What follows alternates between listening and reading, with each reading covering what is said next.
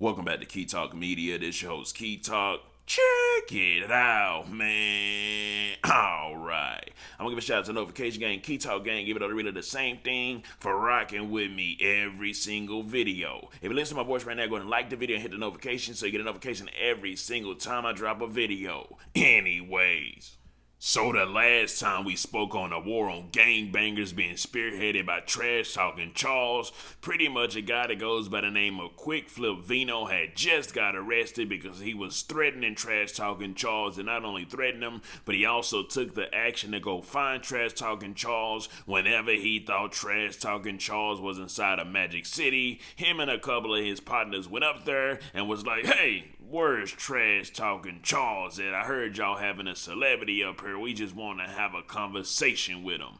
Anyways, well, it turns out that Flo Malcolm actually came out, and of course, Flo Malcolm is part of the 100 shooters in Atlanta by Soulja Boy. So Flo Malcolm came out and said, man, Charleston White is cat, but he ain't. You know what I'm talking about? Vino did not get arrested with nothing that pertains to trash-talking Charles at all. He just capping. Anyways, well, trash-talking Charles has now came out and he's actually showed the charges that Buddy got, and within the charges that the Vino guy got, one of the charges says terroristic threats. Anyways, so that means that, they actually charged him with terroristic threats, not only because of what he said, but also he took the action to go find trash-talking Charles. Now trash-talking Charles took to his Instagram and said, up next, Flo Malcolm and Soulja Boy. The court system take care of law-abiding citizens, but they prosecute gang members who make online threats. So pretty much what's going on, man, listen,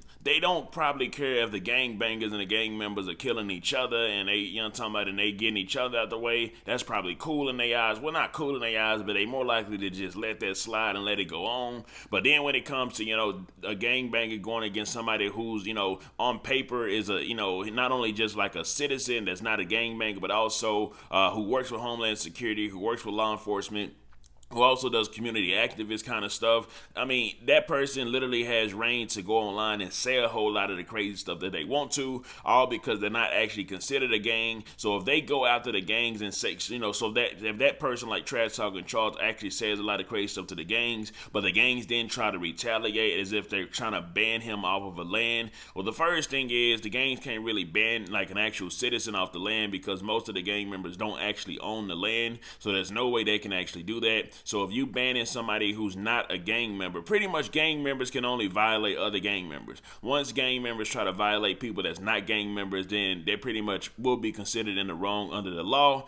Even under the law, they would be considered wrong if they go against another gang member, but another gang member wouldn't probably, not supposed to do nothing with the 12 or with the cops. But when you go against somebody who's an actual citizen that's not claiming to be a gang member, that they will go to the cops, that actually does work with the cops and even tell you they work with the cops, then of course, these are the results that'll actually happen to you anyway. So the best thing to do pretty much if you're a gang member, only try to beef and do stuff against other gang members, because if you're going at a person like Trash Talking Charles who states that, he's not a gang member and all the stuff like that, they're always going to have free range to go to the cops and go to 12 and FBI and whoever else it may be, Homeland Security, Cyber Security. They always have the free reign to go do that, and there is no way at all that a black gang will be able to, beat the police or beat the FBI or beat, units and stuff like that. There's no way that that'll actually happen. It's not enough organization. I mean, they even took down the mobs, and the mobs and stuff had a whole lot of more structural organization and stuff like that.